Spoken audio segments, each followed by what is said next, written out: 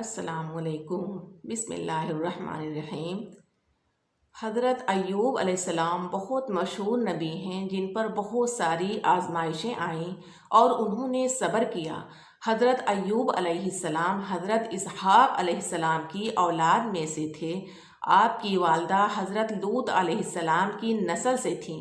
حضرت ایوب علیہ السلام پر خداوند عالم کا خاص کرم یہ تھا کہ اللہ نے انہیں منصب نبوت کے ساتھ ساتھ دولت دنیا سے بھی مالا مال کر دیا تھا۔ حضرت ایوب علیہ السلام کے پاس بے شمار مویشی اور کھیت باغات بھی تھے، بہت سارے نوکر چاکر بھی تھے۔ آپ کی 4 بیویاں تھیں اور بہت ساری نیک اولادیں تھیں۔ ان سب کے باوجود آپ کی عبادت کا وہ عالم تھا کہ فرشتے بھی حیران تھے۔ آپ جب تک روزانہ غریبوں مسکینوں کو کھانا نہ کھلا لیتے تب تک خود نہ کھاتے تھے۔ اسی طرح غریبوں کو کپڑا بنوائے بغیر اپنے لیے کپڑا نہ بنواتے تھے۔ اسی طرح وہ اپنے عزیز و اقارب سے بھی بہت محبت سے پیش آتے تھے، لیکن شیطان، جسے اس وقت تک آسمانوں پر جانے کی اجازت تھی، وہاں اس کا داخلہ ممنوع نہ ہوا تھا۔ اس نے دیکھا کہ خدا کا شکر ادا کرتے کرتے حضرت ایوب علیہ السلام کا مرتبہ بہت بلند ہو گیا ہے۔ شیطان ہر وقت اس کوشش میں رہتا ہے کہ نیک لوگوں کو گمراہ کر دے۔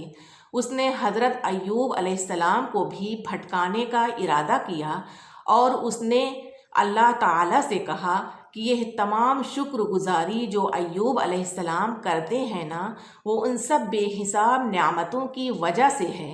اگر تو یہ نعمتیں ان سے واپس لے لے تو یہ ہرگز تمہاری شکر گزاری نہ کرے گا۔ اے اللہ، تو مجھے اس کی دولت پر اختیار دے دے تو ثابت ہو جائے گا کہ جو کچھ میں کہہ رہا ہوں وہ سچ ہے۔ خدا تو اپنے بندوں کے تمام بھیدوں سے واقف ہے، لہٰذا اللہ تعالیٰ نے حضرت ایوب علیہ السلام کی ثابت قدمی اور صبر کو دوسروں پر ظاہر کرنے کے لیے یہ بات منظور کر لی اور فرمایا، جا، میں تجھے ان کے مال دولت اور اولاد تیرے اختیار میں دیتا ہوں۔ تب شیطان زمین پر آیا اور اس نے ان کا تمام مال دولت برباد کر دیا اور ان کے فرزندوں کو ہلاک کر دیا۔ جب حضرت ایوب علیہ السلام نے سنا تو انہوں نے شکوہ نہیں کیا، بلکہ ان کی شکر گزاری میں اور اضافہ ہو گیا۔ پھر شیطان نے اللہ تعالیٰ سے کہا کہ ان سے ان کی تندرستی چھین لی جائے اور بیماری میں مبتلا کر دیں تاکہ وہ بے صبری کا مظاہرہ کریں۔ پھر حضرت ایوب علیہ السلام بیمار ہو گئے، تاہم اس مصیبت کو انہوں نے برداشت کر لیا اور اللہ تعالیٰ سے کوئی شکوہ نہیں کیا۔ اس بیماری کی وجہ سے سب نے ان سے ملنا جلنا چھوڑ دیا۔ ایوب علیہ السلام ان حالات سے مجبور ہو کر شہر سے دور چلے گئے اور ان کی ایک بیوی جن کا نام رحیمہ تھا، انہوں نے ان کا ساتھ نہ چھوڑا، ان کے ساتھ ہی رہیں۔ وہ لوگوں کے گھروں میں ملازمت کر کے ان کے کھانے پینے کا بندوبست کرتیں۔ کئی سال اسی طرح گزر گئے، یہاں تک کہ ایوب علیہ السلام کے صبر نے شیطان کو بے بس کر دیا۔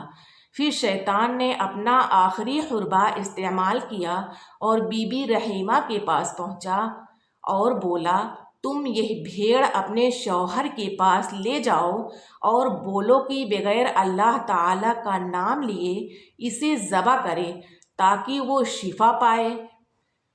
بی بی رحیمہ حضرت ایوب علیہ السلام کے پاس آئیں اور کہنے لگیں کہ آپ اس بھیڑ کو بغیر اللہ تعالیٰ کا نام لیے ذبح کریں تو آپ کو شفا ملے گی۔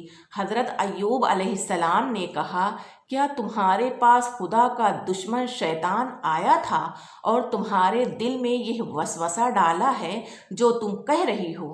اور ان سے سخت ناراض ہوئے اور بولے، خدا کی قسم، اگر میں تندرست ہو گیا تو تمہیں 100 کوڑے ماروں گا اور میں تمہارے ہاتھ سے اب کچھ بھی نہ کھاؤں گا۔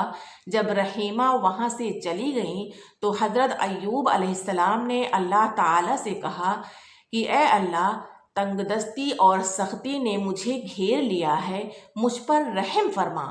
خدا نے ان کی دعا قبول کی اور وحی بھیجی کہ اپنا پاؤں زمین پر مارو۔